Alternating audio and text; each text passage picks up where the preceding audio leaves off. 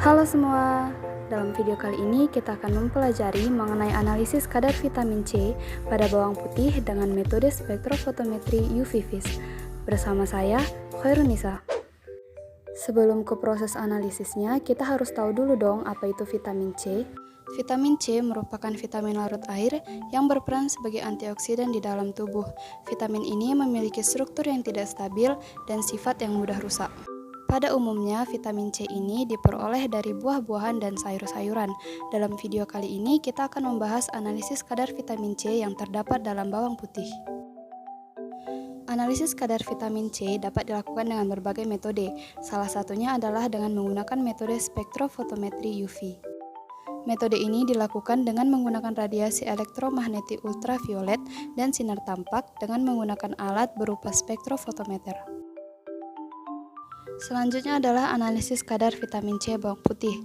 Analisis kadar vitamin C bawang putih ini dilakukan dengan beberapa tahapan mulai dari persiapan sampel hingga perhitungan kadar vitamin C. Tahapan pertama adalah persiapan sampel.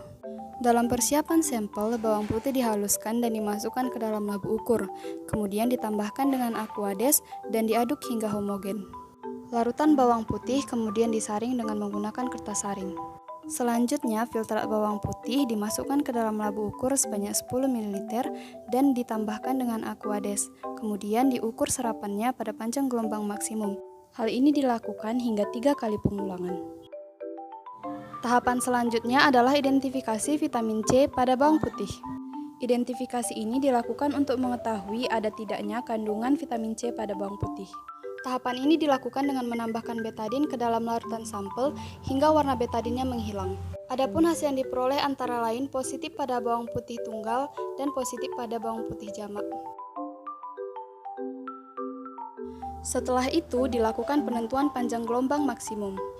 Pada tahapan ini, larutan sampel sebanyak 10 ml dengan konsentrasi 100 ppm dimasukkan ke dalam labu ukur dan kemudian ditambahkan dengan aquades hingga mencapai tanda batas.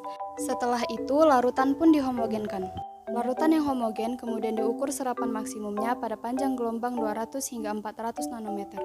Berdasarkan data diperoleh panjang gelombang maksimum sebesar 250 nanometer dengan nilai absorbansi sebesar 3,994. Setelah diketahui panjang gelombang maksimumnya, maka dilakukan pembuatan kurva kalibrasi. Pada pembuatan kurva kalibrasi, larutan sampel dengan konsentrasi 100 ppm dimasukkan ke dalam labu ukur masing-masing sebanyak 12, 14, 16, dan 18 ppm. Kemudian larutan ditambahkan dengan aquades hingga mencapai tanda batas dan dihomogenkan. Setelah itu diukur serapannya pada panjang gelombang maksimum yaitu 250 nanometer. Setelah nilai absorbansinya diketahui, maka dibentuklah kurva untuk mengetahui persamaan linearnya. Adapun persamaan linearnya antara lain, Y sama dengan 0,0814X dikurang 0,735 dengan nilai R sebesar 0,9341. Tahap terakhir analisis vitamin C pada bawang putih adalah penghitungan kadar vitamin C. Tahapan ini dilakukan dengan mengacu pada hasil penelitian Azizah 2017, yaitu dengan menggunakan rumus A sama dengan C dikali V per Z dikali FP, di mana A sama dengan persentase sampel terukur, C konsentrasi yang diperoleh, V volume sampel, Z berat sampel, dan FP faktor pengenceran.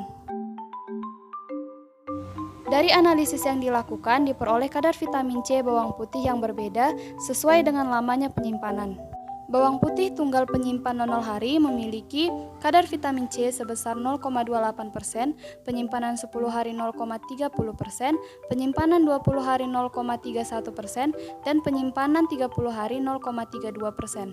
Sedangkan pada bawang putih jamak, kadar vitamin C pada penyimpanan 0 hari adalah sebesar 0,27%, penyimpanan 10 hari 0,28%, penyimpanan 20 hari 0,29%, dan penyimpanan 30 hari 0,31%. Wah, udah selesai aja nih analisis kadar vitamin C-nya. Gimana? Mudah kan? Kalau gitu, aku pamit dulu ya. Kita ketemu lagi di video pembelajaran selanjutnya ya. Bye-bye!